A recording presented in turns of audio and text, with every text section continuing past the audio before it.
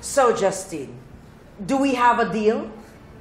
Are we partners in crime for life? Yes or no?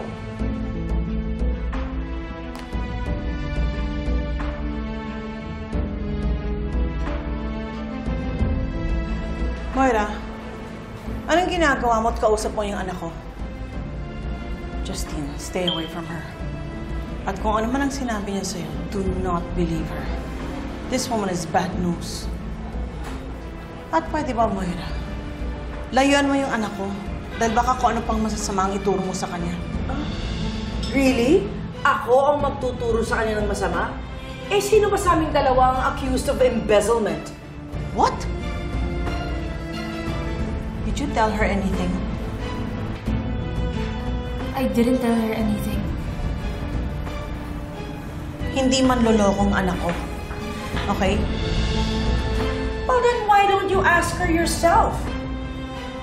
Justine, are you or are you not accused of stealing from Apex? Yes or no?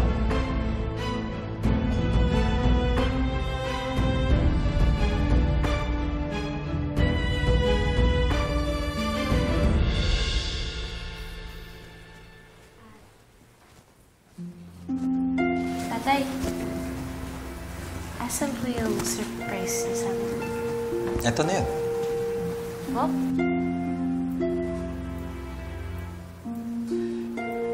This is going to be my new clinic here at Apex. Talaga po? Wow! Congrats, Tay! Wow! Congratulations, RJ.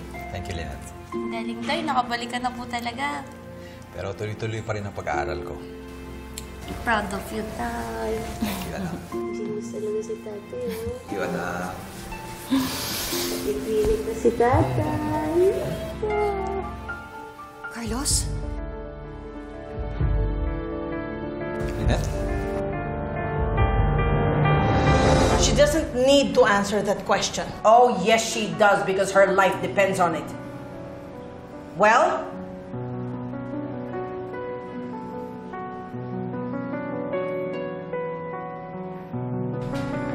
Justine, if you don't want to answer my question, sagutin mo na lang yung tanong ko kanina. Kasi yes or no din ang sagot dun eh. So, what will it be?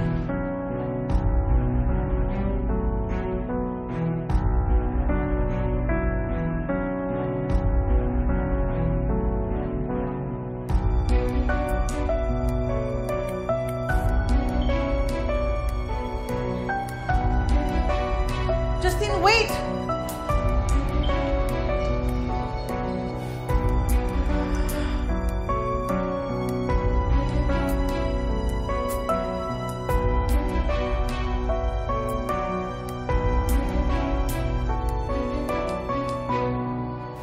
Ano yun?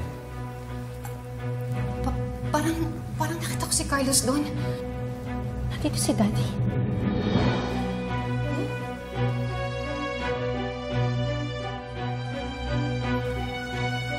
Nasa ibang bansa na raw si Carlos eh.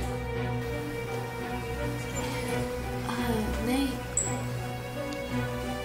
Gusto niyo po magpahinga ka po muna? Baka mamaya napagod ka po. Hindi, okay lang ako. Baka namalikmata lang ako. Gusto niyo? Ipakita ko sa inyo yung clinic ko. Sige po, Tay. Ha?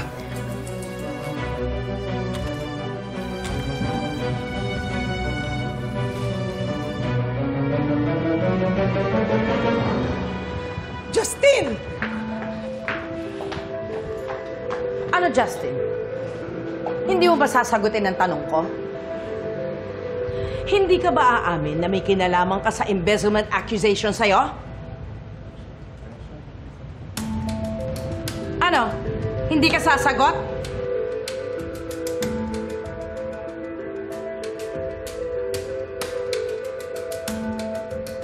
Stop harassing me! Ganito na lang. Why don't I tell your mother, Giselle, exactly what you did? Go ahead! Dahil wala akong kailangan aminin sa'yo. Wala akong ginagawang masama. Baka nagkamali lang si Annalyn. Sa nakita niya. Sa pagkakaalam ko, hindi naman nagkakamali si Annalyn eh. And besides, why would she go to the board kung wala naman siyang matibay na ebidensya? Kung may nakita siya, baka sinunsulan siya ni Zoe. O kaya naman, or worse, siya yung nagpalit ng documents na yon para magkasiraan kami ni Annalyn, para magkagulo kami. Please, Zoe is not that petty. Eh ano naman ngayon kung nagkagulo kayo? Will it make Zoe a better doctor?